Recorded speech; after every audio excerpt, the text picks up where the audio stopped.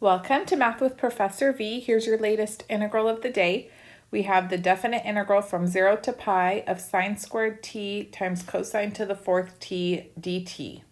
Took down the spice level just a little bit, and usually I hate having to integrate the ones where both the powers on sine and cosine are even, but this one didn't turn out too badly. I thought it had like a fun little ending, so that's why I picked it for today. Pause the video if you want to try it on your own. Otherwise, I'm just going to jump right in. I'm going to break up cosine to the fourth t into cosine squared t times cosine squared t.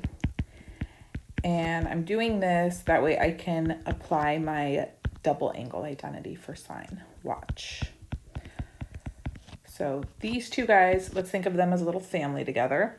And then I want you to recall the fact that sine 2 theta is 2 sine theta cosine theta, yes? Okay, which means that 1/2 sine 2 theta is equal to sine theta cosine theta. And that's basically what we have here, but squared.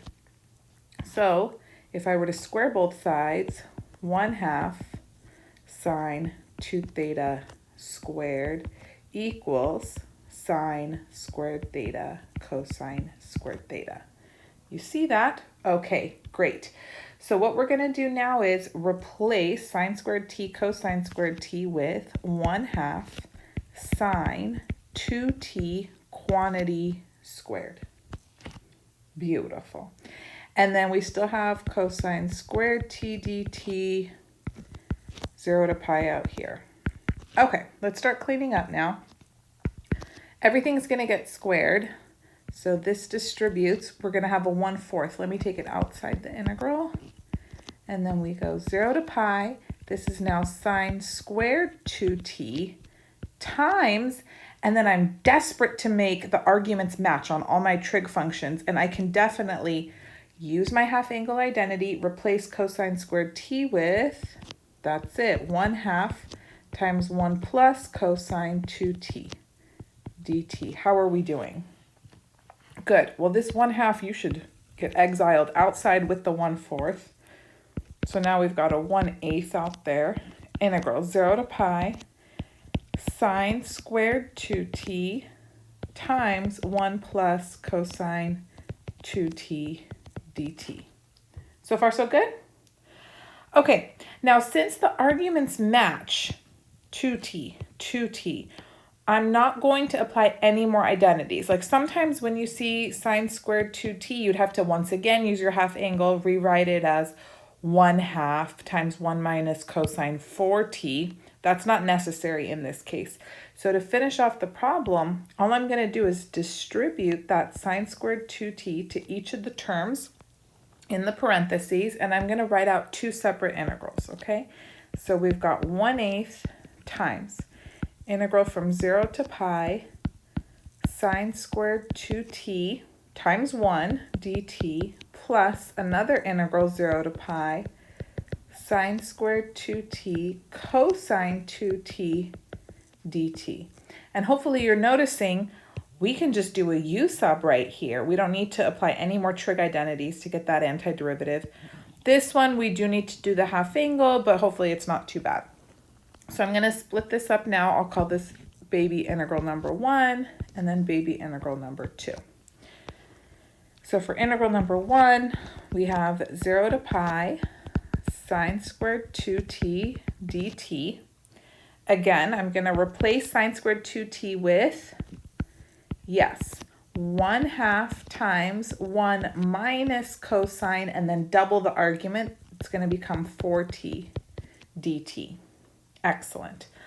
Take the 1/2 out, and then let's just start antidifferentiating at the same time. So antiderivative of 1 with respect to t is t, and then minus antiderivative of cosine 4t would be 1/4. We divide by 4, sine 4t. And all of this we evaluate from 0 to pi. All right, lovely. We've got 1/2. This is pi minus 1/4 times sine of 4 pi, that's 0, minus, plugging in the lower limit of 0 gives me 0 throughout. So this is just 1/2 times pi, isn't it? Okay, pi over 2 from the first integral. Very nice. Very nice. Now let's move on. Let's do that second one. Second baby integral, and then you're going to be pleasantly surprised right now. Watch. So 0 to pi, we have sine squared 2t cosine 2t dt. And remember, whenever you've got like this odd man out, you want that term, that quantity, to be absorbed as your du when you make your u substitution. So you just think backwards and you go, I'm going to need to let u be sine 2t. Then du would be, don't forget your chain rule now, 2 cosine 2t dt. Very good. So 1/2 du is cosine 2t dt. And then notice now, okay, I can replace sine squared 2t with u squared.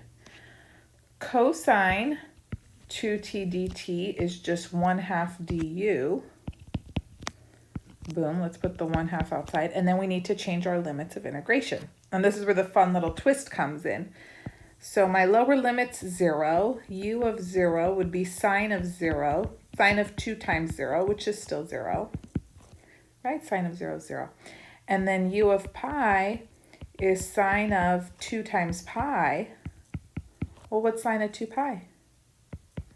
That's right, it's 0. So I don't need to do a single thing from this point on. When my lower limit and upper limit of integration are the same, then we know the value of this definite integral is always going to be 0. No area is accumulated under the curve. So we're done. Ooh, that was the pleasant surprise. Anyways, let's put everything all together. We had pi over 2 from the first integral, 0 from this one, and then don't forget, I hope you didn't forget, there was this 1/8 sitting outside. Yes. So we have, tell the people, 1/8 times pi over 2, which is pi over 16.